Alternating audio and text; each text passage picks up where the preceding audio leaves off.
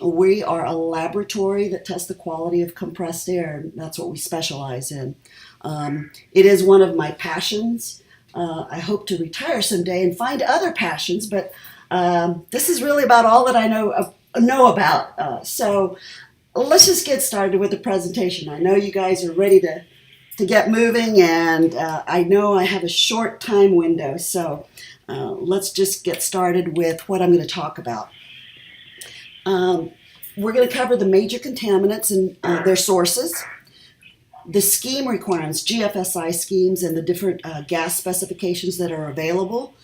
Talk a little bit about best practices and guidelines on what to do with your compressed air system, and then how to take a sample. So what are the major contaminants in compressed air that's used in manufacturing? They're particles, water, oil, and microorganisms. And those are different contaminants than, say, if we were talking about breathing air. It's different. Breathing air goes into testing for gases like carbon monoxide and carbon dioxide, but those are not the major contaminants for manufacturing. And the reason being is, our confirmation of that is that you filter out particles, water, and oil in your compressors. So where do the particles come from? First and foremost, at the intake of the compressor. Typically, that intake is going to be outside, either on top of the roof or on the side of your building. So there are, thousands and thousands of particles out there, both viable and non-viable particles that come into the intake of the compressor. There's a filter there, but that just captures or prevents the large particles from going through. The small ones are going to go right into your compressed air system. The compressor itself can produce particles. The metal grinding on itself creates wear particles. And then the distribution piping. If you've got black iron pipe or galvanized pipe at your facility, it's going to be generating particles, especially if you have a refrigerated dryer. You mix water with that type of piping and it creates rust. The receivers, same thing. They're typically a black iron pipe, and they can be a source for creating particles in your compressed air. And then the thing that kind of goes unnoticed sometimes, unless you're actually monitoring and testing at the point of use, is we find that sometimes people will add things after the point of use, which your point of use filter should be your last defense. That's where you're going to capture the very last of any contaminants. If you attach a rubber hose after it, that can introduce particles, it can introduce water, it can certainly introduce the condition for microorganisms. Another major contaminant is water. And like I mentioned, the intake is always one of the sources of your contaminants because the outside ambient air is full of water. The compressor is designed to remove that water, but if you have a malfunction or if say the condensate drain, something goes wrong with it, either the water and oil will back up into filters or overflow into the airstream. And then, of course, if the filters are not being maintained properly on the right schedule, those can certainly allow contaminants to push through into your good air. The other thing is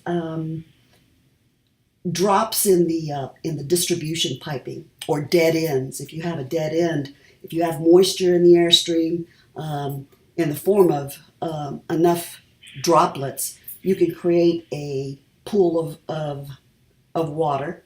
And we don't want water in there because, of course, that can create microorganisms. Under the right situation, it's a warm environment, it's dark. Just give it a little bit of food, like in oil, and you could have microorganisms growing.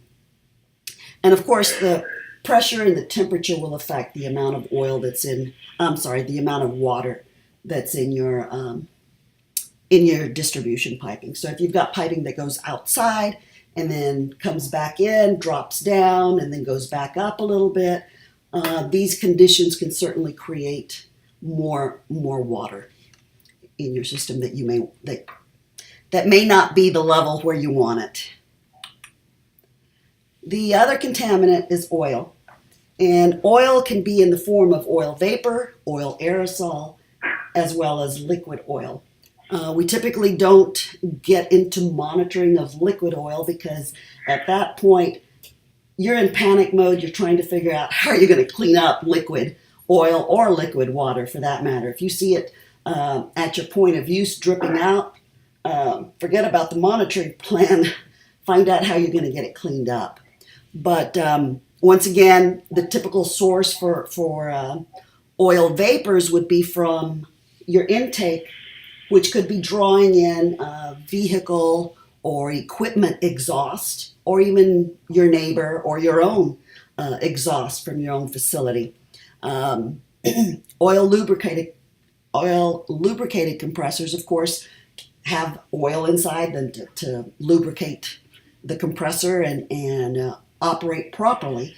But once again, if you've got inadequate maintenance or filter changes, then you could introduce oil that way. And that could be in an oil aerosol mode. Then, of course, there's always the possibility of having dirty piping, maybe at the very beginning of the installation, that could create some problems for your compressed air quality. Microorganisms, they're going to be coming in through the intake of the compressor. There's thousands of bacteria and mold and yeast out there. That intake filter is going to remove the large ones. Anything greater than 5 micron, that intake filter is supposed to remove it. But the smaller ones are going to pass right on through. And of course, like I mentioned before, you can create a condition for microorganisms to grow with water, oil, and a warm, dark environment. Let's talk a little bit about the GFI schemes, what they require, and some air quality specifications. You're going to notice most of these say about the same thing. Air in direct contact shall be monitored. That's BRC. Air shouldn't pose a risk of contamination. That's FDA. Once again, back to monitoring. It shouldn't risk contamination. It's a theme, and SQF has quite a bit of information in some of their supplementary documents. We've put together a document that has all those references to compressed air, the questions that they get from clients and things like that. So that's going to be one of the downloads that's available for you. But edition 8 of SQF has added something new, and that includes any inert gases that are also coming into direct contact with your product, as well as the system. And by the system, they mean the distribution piping. SQF also has a suggestion, not a requirement, that you use a 0.01 micron filter at the point of use. But the overall theme here is nobody is telling you what that quality should be. And that is tough for folks, especially when the first answer is, well, have you done a risk assessment? I did a presentation on a risk assessment. It's about an hour long webinar. I also did another webinar a couple of months ago on applying HACCP principles to compressed air. We'll provide you with those links to those webinars because I don't have enough time to go into all of those. That's about 2 hours worth of material. But that's really the first place, right, that you have to start is evaluate your product and how the compressed air plays a role with it. This slide is talking about ISO 8573. It is a air quality specification consisting of 9 different documents. The -1 document, or the first document, has all the different purity classes, which we'll look at next. But I wanted to give you this slide so you could see when you're communicating with your laboratory, your compressor manufacturer, or your filter manufacturer, if you use this designation, you'll be communicating effectively. So always use the ISO 8573-1 colon and then the version or the edition. The current version is 2010. And then in brackets, you put the number of the purity class, always starting with particles, water, and oil. There's some examples down below. The BCAS document is one of the few folks that actually tell you what purity classes to use. So that would be a direct contact of a class 221, that's particles, water, and oil. In this particular case, that would mean a desiccant dryer. Indirect contact, you get the idea. If you're not going to test all three of those contaminants, then you put a dash. And this is the purity chart or purity classes. On the left-hand side are the classes, starting, typically you go from 1 down to the larger number, 1 being the most stringent. They do include a class 0. You might have heard class 0 from compressor manufacturers. Typically what they're talking about is class 0 for oil, not for all the contaminants. So particles are determined by the size and the quantity. And as you'll notice over on this column where it says by mass, that is actually just by weight. So it's not going to give you the numbers. It's not going to give you microns, the particles by size or by quantity. So typically what ISO 8573 says is that class 6 and 7 are for pneumatic tools, not for critical applications. The water, class 1 through 3, is typically for desiccant dryers, and class 4 to 6 are refrigerated dryers. And there's that liquid water that we're not going to really worry about, or the liquid oil. For oil, there's only 4 purity classes, the most stringent being the class 1 or 0, of course. And so for critical applications, what we typically see are folks choosing class 1 or 2. Now, the nice thing about these classes is that you can pick, say, a class 2 for particles, and then go and pick a class 5 for water, and then a class 1 for oil. You can mix them up any way that you want. I threw this slide in. It's for inert gases, and there's 3 organizations that have gas quality specifications. One is the Federal Chemical Codex, Compressed Gas Association, and the United States Pharmacopoeia. So we're in better shape with gases as far as meeting the correct purity levels and monitoring for contaminants, because there are some guidelines that are already out there. As far as FDA is concerned, the codex, the Food Chemical Codex, is what you have to comply with. If you want to do anything better than that, that's fine. But that's the minimum standard. And I didn't put all the different specs for you to look at. Basically, they're looking at purity levels for the inert gas, and then a few contaminants like carbon monoxide, water, maybe some CO2, things like that. Let's go over a few best practices. There are, of course, the HACCP plan is a great way to approach figuring out everything that there is to take care of with your compressed air system. I'm just going to do a few of those principles here. Identify your critical control points. That could be food grade oil, that could be your filtration, both the compressor system filtration and the point of use filtration. And then of course every point of use that has product contact is a critical control point. And the last defense to remove any contaminants is of course that point of use filter. As you can see that I've got the different sizes of bacteria. Whereas, a bacteria will be 0.2 to 10 microns. A mold will be 10 to 30 microns. When you get to yeast, we can finally see it at 40 microns with the naked eye. Typically, these are very, very small viable particles. But if you have a good filtration installed, then you should be getting 0 CFUs afterwards. I will point out one thing.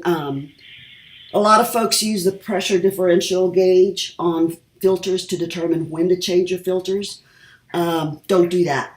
The reason being is if you ever had breakthrough in your filter, once you have a clear path through there, it's going to show that everything's hunky-dory with your filter. Unless if you were standing there looking at that gauge when it happened, you may not find out.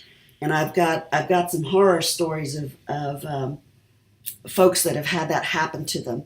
They actually take the filter out and find out that there's a nickel-sized hole through their filter. So best thing to do is, of course, is to put it on a maintenance schedule, regular schedule where it's checked and replaced.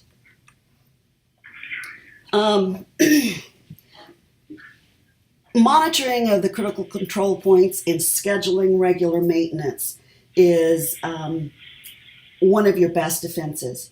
Having properly trained people that are going to be able to take care of that's on a checklist that gets checked, is the best way to go with your maintaining of your equipment.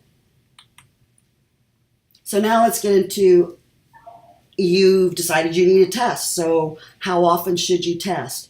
I have a lot of customers in the food industry that have decided to do one sample once a year, and they get the check mark for their certification. I don't think that's very prudent. I would recommend taking samples at different times of the year, and the reason for that is different temperature. In the wintertime, you do things differently. Perhaps UPS leaves the truck running, and your intake is right on the side of the building, and you're getting a lot more contamination from vehicles that are being left right there. You might have a higher production, say, in the spring than you do in the fall. Those can all have an effect on the quality, and the main goal of doing a monitoring plan is to ensure that your compressed air quality is in a state of control all year round.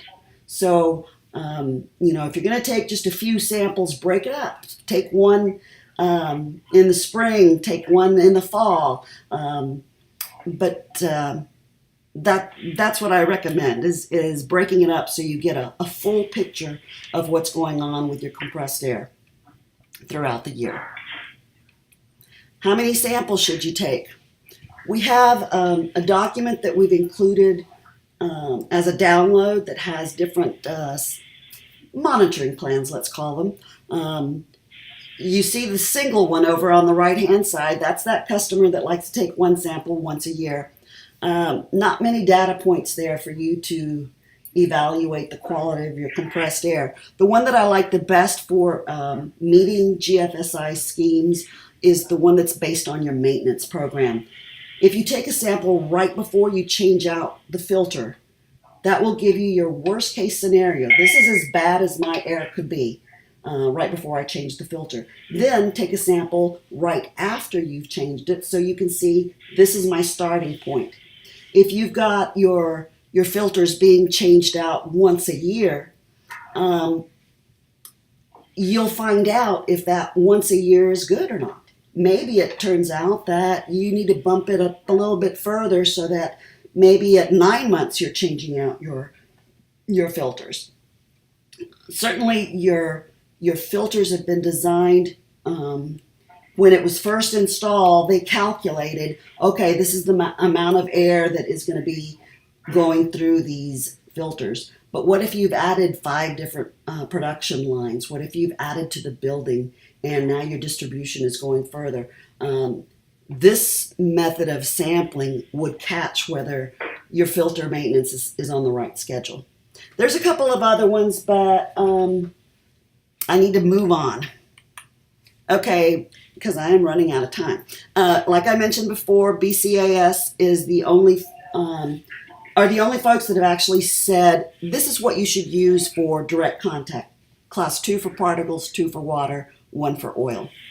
The second chart that you notice, that's just some examples. These are customers who have done risk assessments, probably, and determined for their specific product, these are the purity classes that they need. And then this chart is just, this is an opinion of ours. If you have a critical application that cannot handle particles, then you would want a class 1 or 2. If you need air that is super dry, that would be a class 1 to 3. That's requiring a desiccant dryer. So this is an example for you to take a look at. Unfortunately, there aren't any documents out there, guidelines about what your microbial limits should be. Some of our customers use the numbers that they've established for their product, convert them to CFUs per cubic meter, and then when they get the results back from microbial testing, they can evaluate if they're within that limit. There are some guidelines for pharmaceutical world. I think the one for non-sterile applications is no more than 5 CFUs. Now we're at the end. How do you take a sample of compressed air? Well, you're going to want to sample for particles, water, and oil. The way we do it is we collect particles on a 47 millimeter filter cassette. Then it's analyzed by microscope. Water is done with a detector tube, pretty quick and easy. And then oil, if you're doing a class 1 or a class 2 for critical applications, we're going to take 2 different measurements. We're going to do oil aerosol out of the filter cassette and then a charcoal tube that collects the vapors. The results will then be combined together to meet your class 1 or class 2. ISO 8573 says that you don't need to worry about oil vapor for class 3 or higher because it would really be an insignificant number at that point. And this is how it kind of looks when you hook up the equipment. There's going to be a manifold that has an orifice that allows the right amount of air to go through to the filter cassette. It has a 1/4 inch in PT, so depending on what your point of use looks like, you can have it have a quick disconnect, put 2 quick disconnect fittings onto both ends and connect it.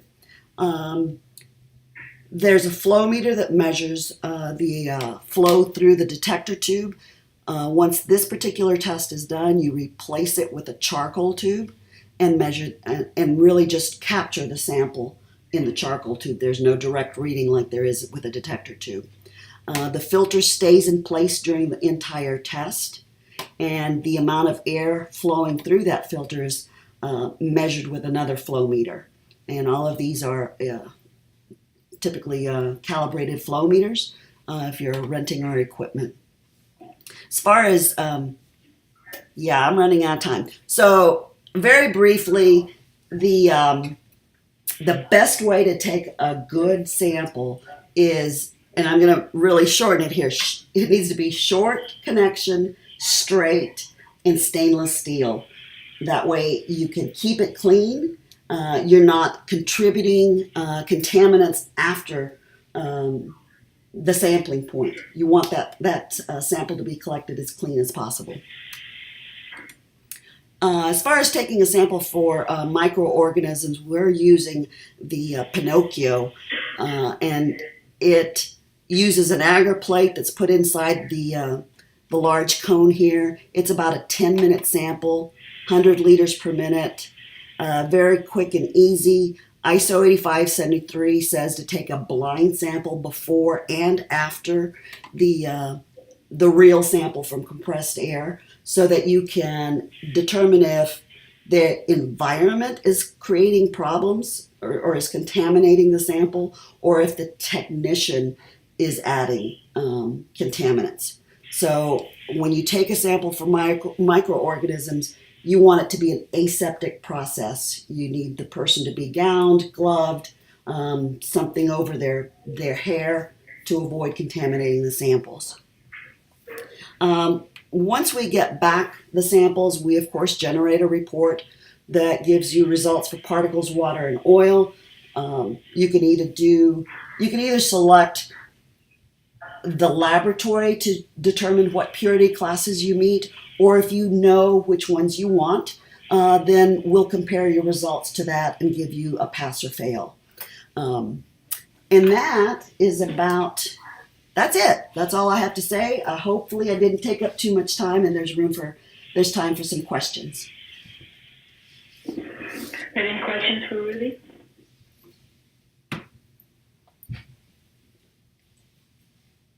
Oh, come on. Somebody must have a question. Walker, did you have a question?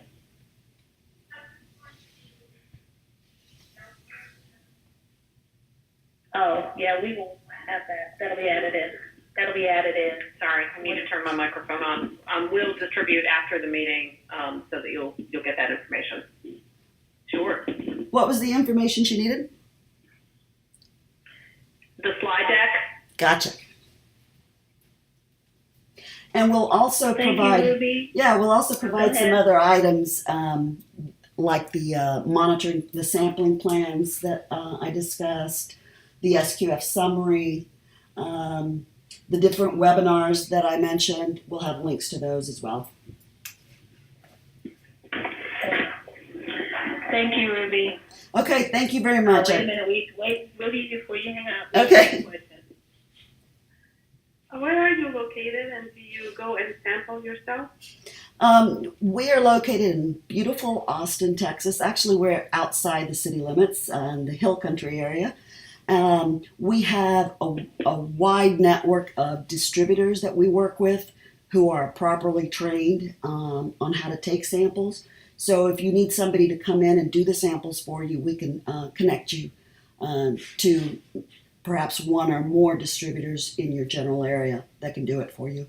Otherwise, we have the AirCheck Academy on our website, where we show you how to take a sample with a video, and then there's a short quiz afterwards to make sure that you really watched the video and understood it, and then you'll get a certificate of training that you can then keep in your records for that auditor that's going to come by and say, "You sure you know what you're doing?"